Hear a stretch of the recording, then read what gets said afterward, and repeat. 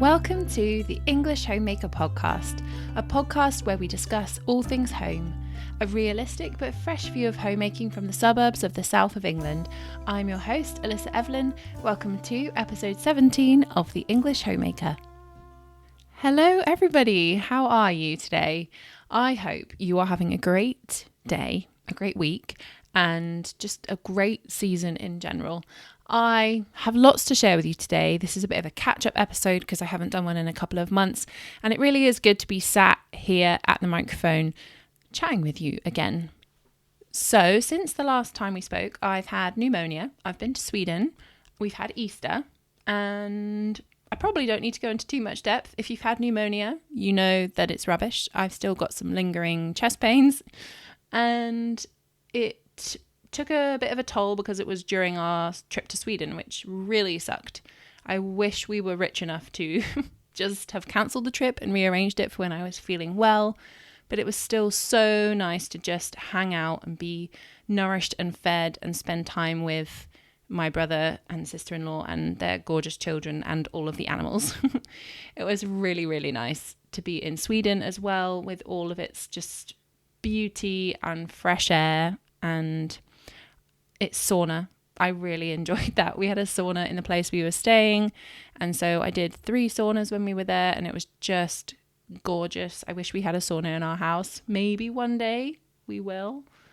It was really nice, mostly just to be in the company of my brother and sister-in-law and to play with the kids. And I think they know me a lot better now. It's really difficult to have family that live so far away because, especially with the children, they only get the opportunity to hang out with you for like 1, maybe 2 weeks of the year and see you on FaceTime. And so it's nice to be in the flesh together, to be like, oh, you are a real person. The other things that we did manage to do were to go to a really nice bakery that did really great gluten-free baked goods. And then we did manage to go to a couple of secondhand stores whilst we were there. I didn't pick up too many things. Another tablecloth, not that I need more of those. A couple of napkins. My son found this little chicken, like a ceramic chicken, in the Easter section, which he has now claimed for his own and is in his bedroom.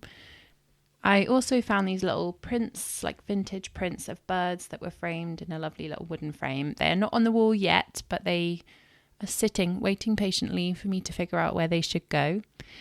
And the other thing I really desperately wanted from this particular trip was to see a load of stars. Now, I don't really get to see stars where we currently live because there's just too much light pollution. We're too close to the city. And even when we travel a bit further out, there's just so much light pollution because England is so densely populated. Now, of course, Sweden is like completely the opposite. It's so lightly populated that you would be able to see a lot of stars. But when we've gone in the summer before, you can't see them, of course, because the sky is blue at night. It's not black. There's just too much light. You can't see any stars. So I was really hoping to see them. But the one night where the sky was clear enough and the stars were out, I was feverish with this pneumonia and I was in bed and I missed them. So gutted, but there's always more time and I am going to be right on it and really appreciating it when I do get to see a really amazing sky full of stars. I am so grateful for my husband in those weeks I had pneumonia because it was the week before the holiday, the week of the holiday, and the week after the holiday.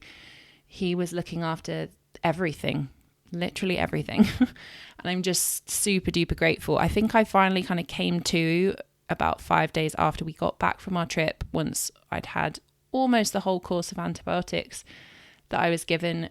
And yes, I felt much better. I could breathe and I was kind of with it again. I read somewhere the other day, it was probably on Instagram, someone had written, make sure you keep a list of things that you want to do when you're next confined to a bed or a chair, so that when that happens, you know how you can spend your time wisely. Now, there's a part of me that totally agrees with that. Like, it would be so great for that to be the time where you're like, oh, I can't get out of bed, so I will get through all of my reading, or I will get through my next crochet project. And believe me, I took books and I took my crochet and I had those with me. But do you know, I just really succumbed to resting. And I think our society generally has a problem with productivity. And I think that particular Instagram just really highlighted that, like, oh, you're sick, but yet you still need to get on with doing things that are productive and be wise with your time. I just think succumbing to the fact that you're poorly and resting your body is sometimes so important. And I felt for me like it was a bit of a forced rest, like maybe I'd done a bit too much, like I'd been biting off a bit more than I could chew, I suppose. And it was really nice to just say, you know, I'm not even going to read. I'm not going to crochet. I'm not going to try to do anything more than I can manage. And I'm just going to be. And it was okay. And I let my brain let it be okay. And I think that was very good for me and probably the rest of the family to see me just do nothing. And it was really good for them all to pick up the slack and work together and be okay with mummy not being okay and work through all those emotions. Anyhow, enough woe is me, because I know I'm not the only one that's been that poorly this winter season. And quite frankly, I thought I was going to kind of steer clear of a lot of the poorliness. Last winter, I was very poorly for like most of winter. And this winter, I almost thought I'd gotten away with it. But there we go. I know so many other people had pneumonia or similar type things this year. So I'm feeling for you guys, and whatever you have been going through, the winter season can really be rubbish. So the last very strange, I suppose, to some of you, highlight of the holiday was watching Come From Away, which is a musical based on 9/11, and it was on Apple TV. I happened to have like a trial for Apple TV, and so it was coming to the end. I downloaded a couple of things for our holiday, and Come From Away was one of them. And the kids actually watched it with me, and we all really enjoyed it. The kids have really enjoyed listening to the music. And I think because it's very fast paced, it's history, it's human emotion, there's politics in there, the staging's quite interesting, and all these people change character all the time. And it's a bit like Hamilton, which was their previous obsession. They just really loved it. And if you haven't watched it, I'd hugely recommend it. It's a bit of a weird plus of the holiday, but I'm kind of happy for it.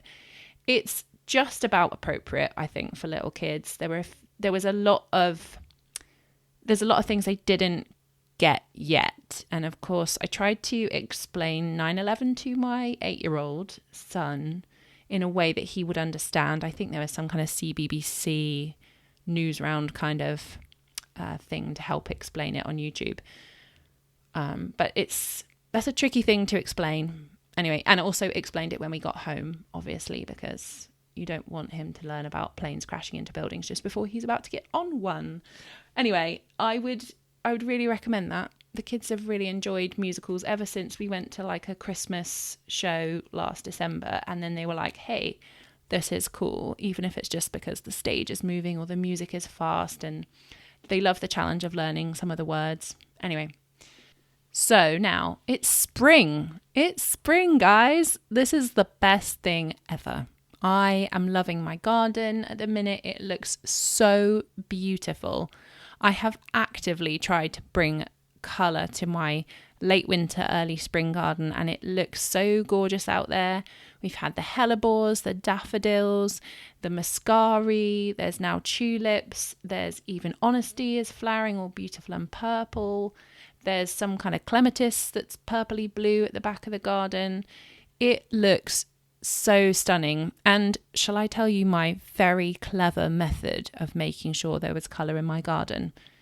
The way that I have managed to make it a very colourful garden is simply by going to the garden centre at a time when there's not much colour in my garden, buying the most colourful plants I could find that were perennial and putting them in my border. So then the following year, I would have those colours in my garden instead of at the garden centre. That's my crazy way of filling the garden with colour. And I still do that to this day. If I am, say, in June or July and I feel like there's not enough colour in my garden, I will go to the garden centre, I will find something colourful and I will plant it so that the following year the colour is there when I need it. And I do love a colourful garden. Talking of growing things, there is a new video on my YouTube channel, Alissa Evelyn, which is a year at the allotment. I have been taking little videos and photos every single time we've gone to the allotment since last June, and I've just compiled them all together into about a 12-minute video for you all to watch and for us to keep as a lovely memory, because there's just lots of videos of the kids playing and my husband digging and moving wheelbarrows around, and it's just very lovely. He actually finally watched it yesterday. He always takes a couple of days to actually watch anything I put on YouTube, and he was really chuffed. He was in it so much, and I was like, well, it's just very special that we're all there together sometimes. And I do mention in the video that it's not all sunshine and roses, because the kids spend quite a lot of time being very grumpy and or sitting in the car saying, when are you going to be done? So yes, go and watch that, because I don't know, it's very lovely. Someone commented saying it was very wholesome, and I felt that was such a sweet comment and probably quite apt. So I hope you enjoy that. I want to do a whole podcast about the allotment, and I will, I promise, with my husband, but we just haven't quite got to it yet. I really do dither about spending time on YouTube, Instagram, social media in general. And then the thing that always pulls me back is how wonderful it is as a place to keep memories and to be creative with those memories. I have so many different ways of keeping memories. I feel like I'm not really brilliant at remembering things. And so having a visual or written reference to what actually happened is really important for me. So I love going back and watching some of my old YouTube videos, reading some of my old blog posts, looking through my old Instagrams, and it really encapsulates a moment in time for me. And I remember that often. And do you know what's kind of funny is in years where I feel like, oh, Instagram's rubbish, and or I want to have a moment away from it, or I don't use it as much, I don't actually enjoy life as much. It's not as creative for me. I'm not taking the moment to see those precious little things. And some of the best times in my life are times where I was really active in trying to take photos during the day and seeing those little moments, those special little things that happen during all the mundanity of homemaking, of all of the same things, where you stop and you see it in a different way, and or you do something creative that takes you out of the normal. Maybe not for Instagram.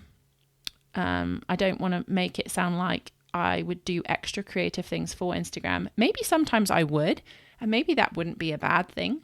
Do you know what I mean? Like, I could go through my day and just do the same old, make the same meals, do the same laundry, do the same dishes, do the same homeschooling, do the same bedtimes, do the same hoovering up, do the same wiping down the table. Everything could be the same, but if there's a moment in, not every day, but more often than not, a moment where you're doing something a little bit different, whether that is making butter or making an Easter tree or getting dressed up funny or having ice cream for breakfast or something, that you then take a photo of it. Not like in a kind of proppy, weird way, because I'm really not into those kind of things on social media where it looks really fake, but like in just a genuine way, like how Instagram used to be. It wasn't polished and clean and we all had to be like professional photographers, but just I just snapped a picture of my son who made a huge stack of chocolate chip pancakes, and he's so proud of himself, and there's a huge mess behind him, but the moment was so precious, and he made pancakes that entire week because he just felt so proud of himself, and it was a new skill he'd acquired. For me, it's also really important that I print those photos out and I keep them somewhere in an organized way. So I've done different things throughout the years, and lately I'm kind of doing a bit of a combination. I'm mostly doing those big 12 by 12 inch Project Life albums. They're very expensive these days to buy. You can pick them up on all sorts of different places. But yeah, those big Project Life albums with kind of like the different plastic cover slips inside. And then you just slot them in. That's like my easiest way of keeping memories. I'm probably a year behind where we are now in catching up on printing out those photos. And I do it fairly sporadically of an evening. I'll just print out 20 or so and pop them in the covers. And then the other way is journals. So I've kept faith journals in the past. Some of those are on YouTube if you want to see the kind of style I do. But those faith journals sometimes are ways of me exploring ideas. They're quotes and pictures and random kind of like cut out collages. And then sometimes they've morphed into memory keeping. So I will have pages where there's photos of the kids and I'll do that for a bit. And that's a nice way of keeping ideas and those memories and quotes and little bits of paraphernalia like, I don't know, ticket stubs or receipts or whatnot. And I do try and keep those in the big 12 by 12 albums as well, because you can get a big kind of envelope pocket where you can put all those bits at the back. So we've got like kind of badges from birthdays and certificates and all sorts of really random different bits. And my kids will both notice if something feels like it's special enough that they want to keep, and they'll be like, oh mummy, this is for scrapbooking.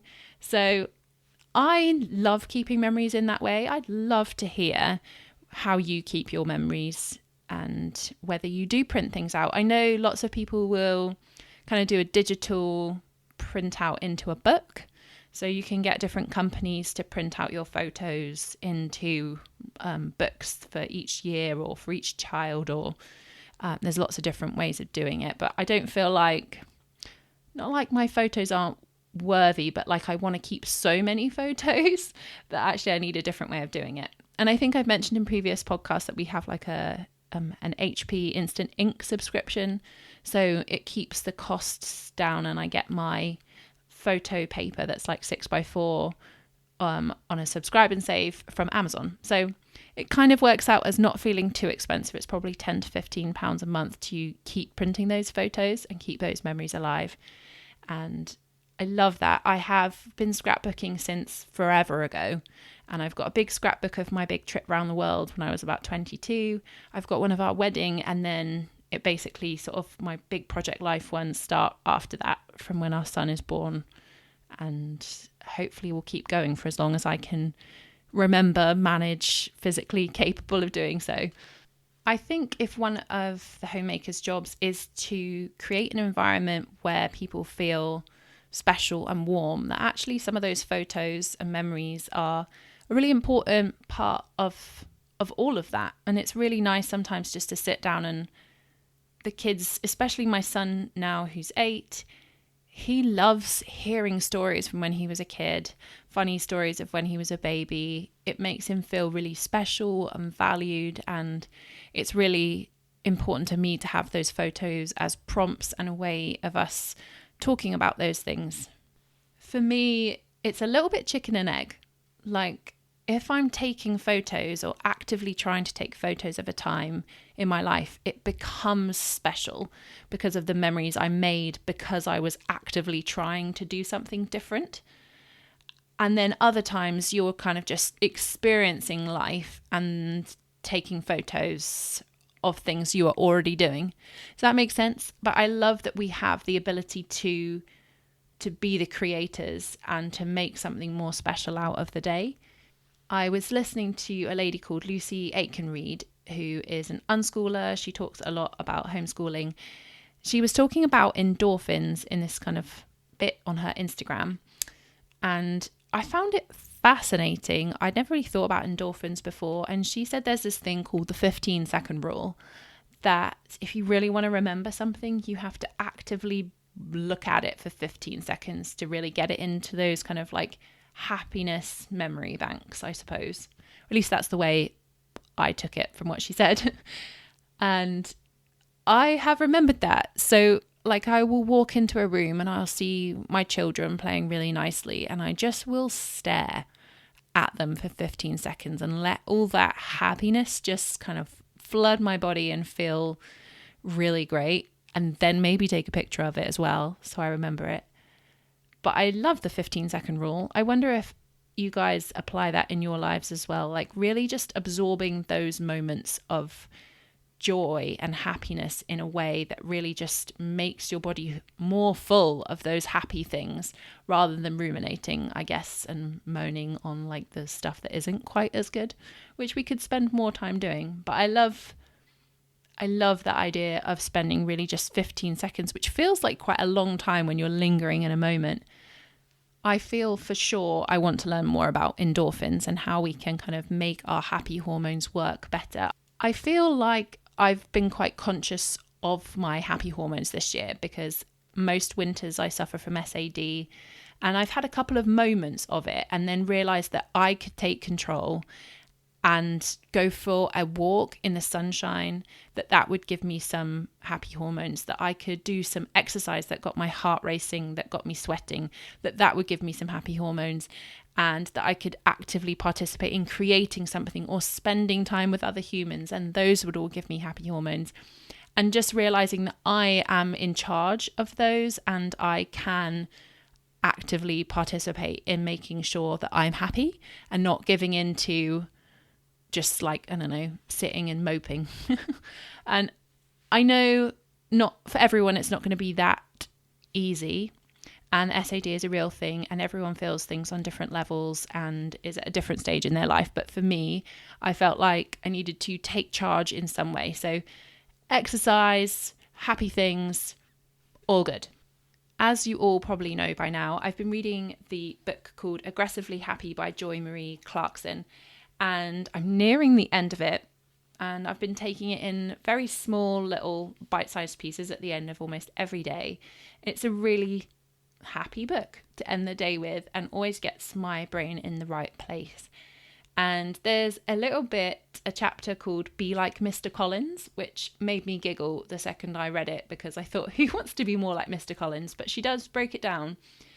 And there's a quote that I'd like to read to you, which is, really, enjoying the little things is a practice in the art of thankfulness, being conscious of the gifts and good things in your life.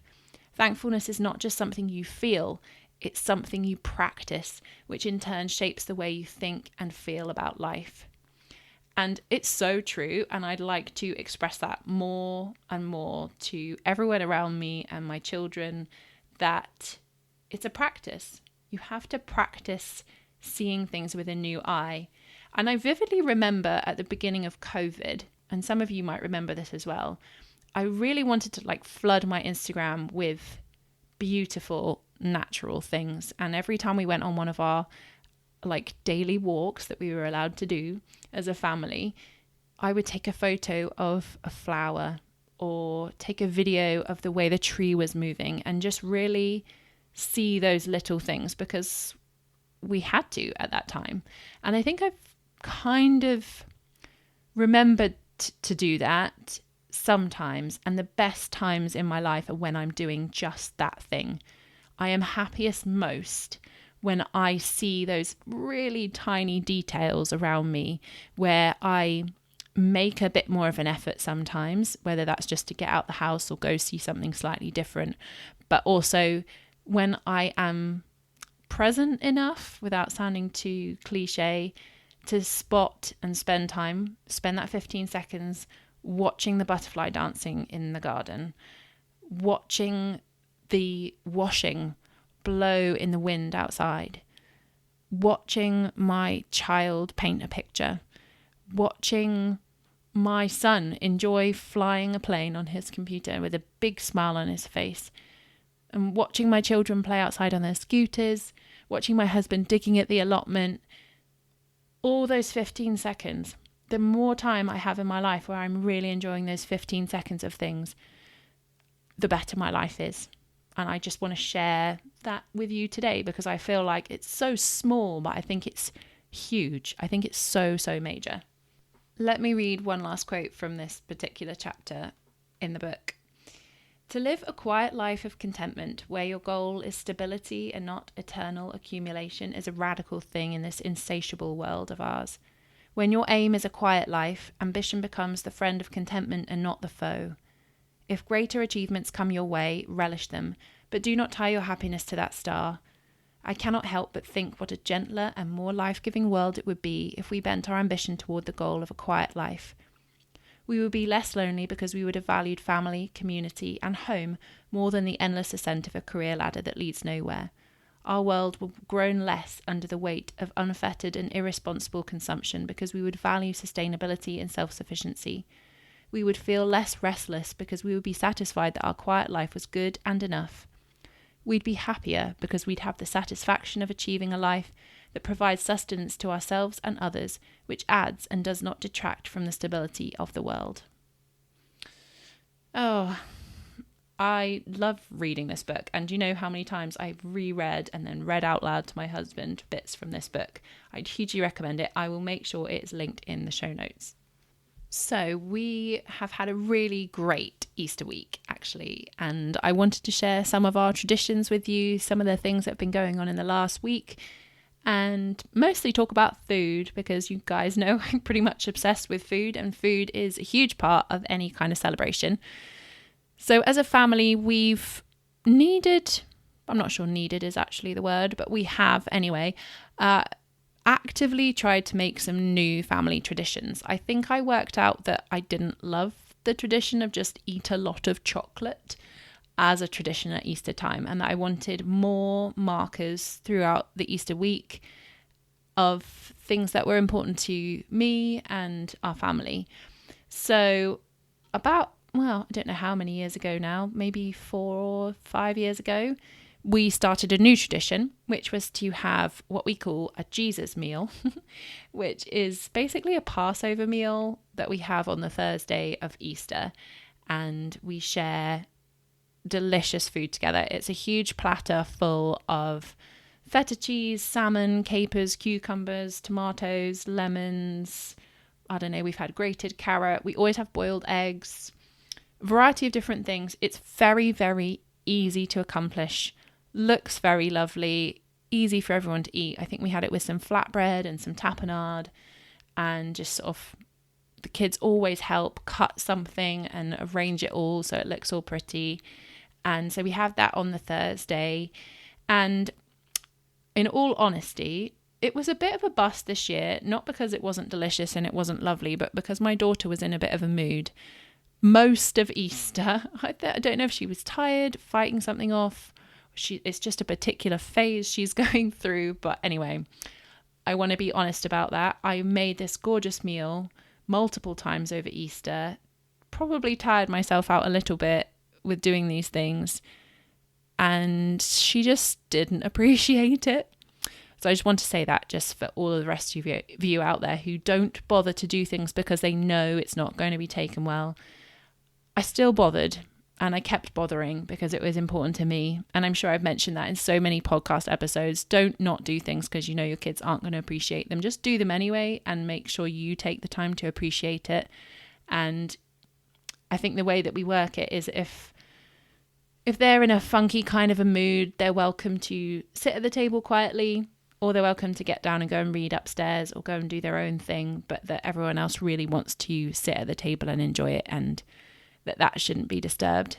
Unfortunately, I think my daughter understands that must mean that she must make as much noise and sit on as many people's laps and climb across the table as much as she possibly can, instead of going and doing something quiet. But does what we say. It's not always what happens.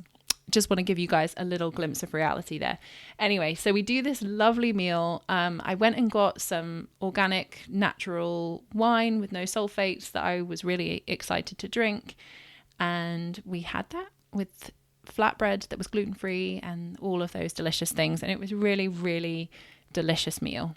And then we had roast lamb on the Sunday. My mum came round, which was really nice. And we started a new tradition this year. When we went to Sweden, in Sweden they have these kind of, I actually don't know what they're called. I'm sure there's a word for them, but kind of like a big cardboard egg, probably about the same size as your hand. You can get them in different sizes though. You can get smaller ones and bigger ones, but the ones we've got about the same size as your hands. And if you put your hands kind of together to make a bit of a globy egg shape, it would be that size. And in it, I put some tissue paper, and then I got the best chocolates I could find. I got some Tony's Chocolate Only and some Lindt eggs. I put those in there. And then a friend had given us a bunch of kind of like sweeties, so like little egg shaped sweeties, and the little fried egg ones. And then some bunny marshmallows and one of the Lindt bunnies. And I just sort of filled it, and then I put that on there on the table. And I just made the table really pretty the night before Easter Sunday. Often we'd make an Easter tree the week before, but we just sort of didn't manage it in that time frame. And so my husband, the night before, we went out into the garden. I went out in my dressing gown at about 10 p.m. I must have looked like an absolute madwoman with my secateurs and cut. We've got a forsythia in our garden, and forsythia has these really tall shoots, and that were just about coming into some greenery. So I cut those back, probably about 10 of them, shoved them in a vase, and we made our Easter tree. We have got pom-poms on there, tiny little wooden eggs, these kind of ones that my son has painted that are a bit bigger. And my husband decorated the tree at about 10 o'clock.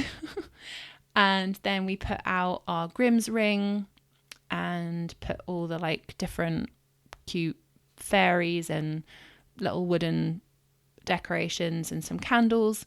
And then I'd got these little paper chicks like from Sainsbury's. I think it was like Habitat for Sainsbury's did a kind of plastic free chick decoration. So I got 8 little yellow chicks, and they went all across the table. And then I had these little boxes of Tony's Chocolate Only eggs as well that went out. And I decorated the table with the rainbow tablecloth and different placemats, and it just looked like it was pretty spectacular when the kids came down in the morning. And it wasn't all about the chocolate, it was just about the kind of abundance of beauty that was on the table, and it was very colourful and it very represented spring, and we all felt so loved and happy and joyful. And it is always worth laying the table properly. The kids always absolutely love it.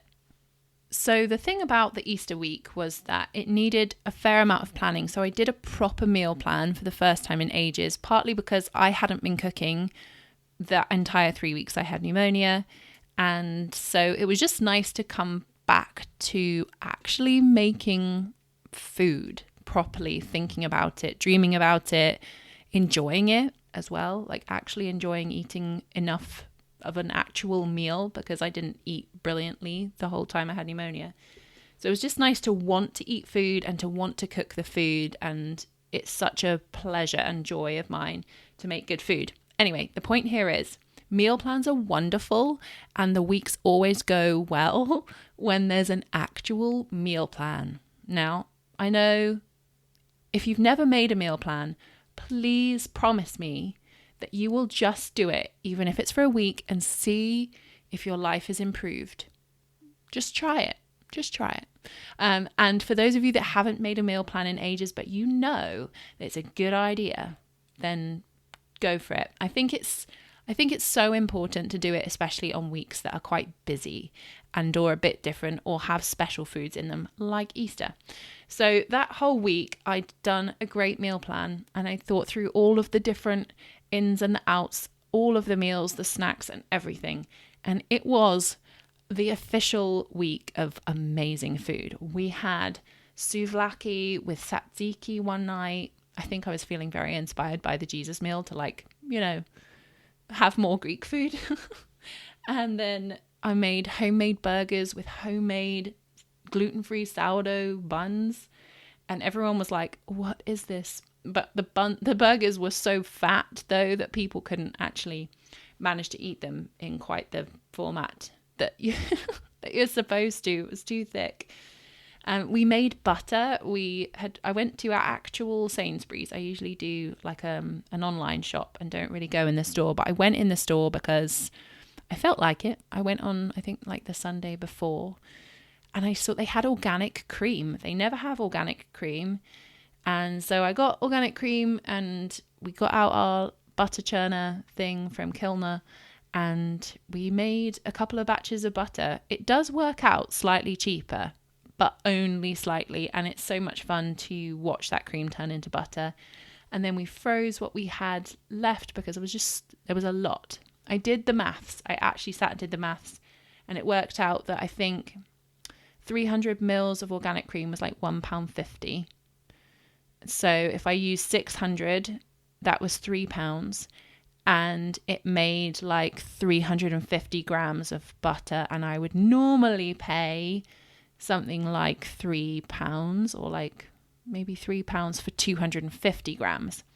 So I got more gram for my money. But our Sainsbury's does not usually carry organic cream. I think they only do it around Christmas, Easter, special occasions. So I got as much as I could. I actually went back to the shop to get more organic cream so I could make more butter, because I'd realised it was slightly cheaper and we could freeze it. So the Kilner butter churner, by the way, sort of works. I don't think it's going to have the longevity that I'd like, but it is really fun for the kids to mix. It kind of has this like paddle attachment, and then you just hold down the top and twist, and it's very easy. Takes about 10 minutes and you have butter. And then the kids get the great joy of kind of squishing the way out the butter. And then of course we had the buttermilk, so we made buttermilk pancakes, which really is, then if you were to consider buying the buttermilk and the cost of that, then actually you've saved a huge amount of money. Anyway, so it was worth it. I just wish they had organic cream more of the time.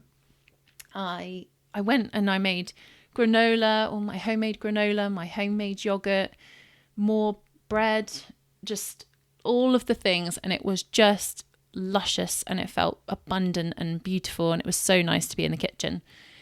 I'd been feeling quite inspired by food lately from a couple of people. One, I bought a set of Nigel Slater's The Kitchen Diaries, which I'd borrowed from the library, absolutely loved them, and put it on my kind of wish list. And for some reason I could get all three for about £10. And they are really fat, chunky books. And it is basically a diary of things he's eating every day. Just kept a diary for a whole year. And the way Nigel eats is just, it's very me. It's very relaxed. It's full of flavour. Quite simple ingredients, but good quality. And he eats quite seasonally as well. So that means you can kind of dip in. I was dipping into all of the March and April sections of those three books. And then the other thing that's been inspiring me lots lately is there's an email that I get. I don't subscribe to many email things, but this is a brilliant one, and it's called Licked Spoon with Deborah Robertson. Deborah without an H, so Debora. I'll make sure it's linked in the show notes. And she sends out emails talking all about her life in the south of France. There's usually a recipe. Sometimes she shows what she got from the market that week. And I love it. The way that she writes is just gorgeous. And especially when she's talking about food and sharing the recipes. And again, it's usually very simple seasonal things that she's talking about.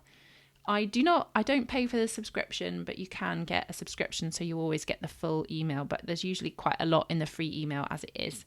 She has a book, which I don't have. Maybe one day I will get that book as well.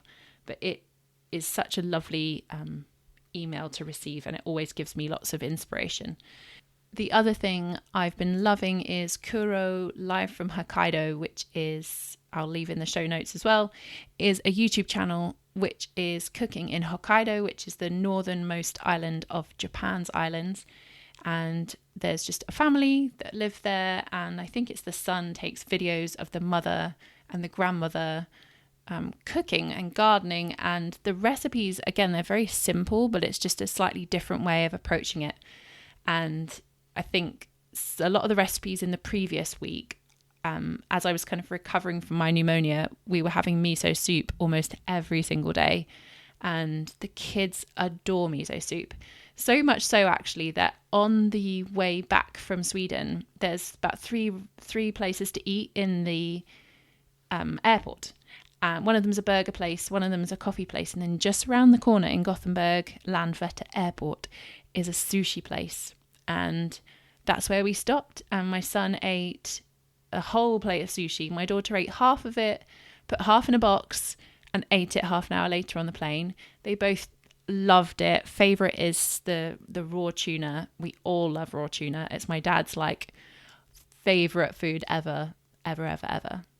And me and my husband had these gorgeous poke bowls with all these like beautiful colors and flavors. But the best part, of course, was the free miso soup. We all had a bowl of miso soup. So that just sort of carried into the following week. So as a way of finishing this episode, I just want to encourage you all to rest before you're forced to rest. I want to encourage you all to take things a little bit slower and really rest. Let other people do things for you. Don't necessarily fall into the trap or the idea that convenience equals rest, because sometimes making butter equals rest. Sometimes doing things longer and slower equals rest. But to really rest means, to me at the minute, to really relax into my life, to seek contentment, which is always one of my hardest things. And my husband will attest to that. And just really relax into things. I think homeschooling, home educating my son has really helped with that, because the more I rest and relax, the more he learns. And it's really obvious and apparent. If I'm uptight about him needing to learn everything, he will be all uptight about needing to learn it, and it won't flow as well. And we naturally learn all the time. And it's so clear to me how when I relax, he learns. We all have a much better, happier time. And life is just much more worth sticking around for. And in the essence of relaxing, after last week's meal plan and lots of big meals, this week we have a very relaxed, not meal planned week where the kids kind of eat either porridge or cereal for breakfast. I'm not doing anything more fancy than that. I'm kind of hands off. Leftovers for lunch or sandwiches or soup, something very, very simple. And then dinners are things like baked potatoes or frozen pizza or something very, very simple. Again, probably more leftovers. So today I think we've got leftover chicken and rice from yesterday, which in itself was super duper easy. And baked potatoes probably tomorrow with some beans, like very, very simple things. So I don't want you to ever take every single episode I've ever done as rote, like I'm a perfect human and I do all these things. I don't. I did that amazing box full of cleaning cards last summer, and I did that studiously for a couple of months. And then by the end of summer, I stopped using the box. I didn't need it anymore. There are certain times in life where things just sort of naturally flow, and sometimes where you need a bit more structure. And I think it's okay to be okay with being the person that sometimes needs the structure and sometimes doesn't. And we're human, and it's okay for it to flow like that and relax into it. So I hope you enjoyed this episode. Thank you so much for being here with me. Please check back soon for a new episode. If you liked it, please go and leave a comment on whatever platform you're listening on, or head on over to Instagram and send me a DM. I'd love to hear from you. Thank you so much for joining me. Have a great day. Bye.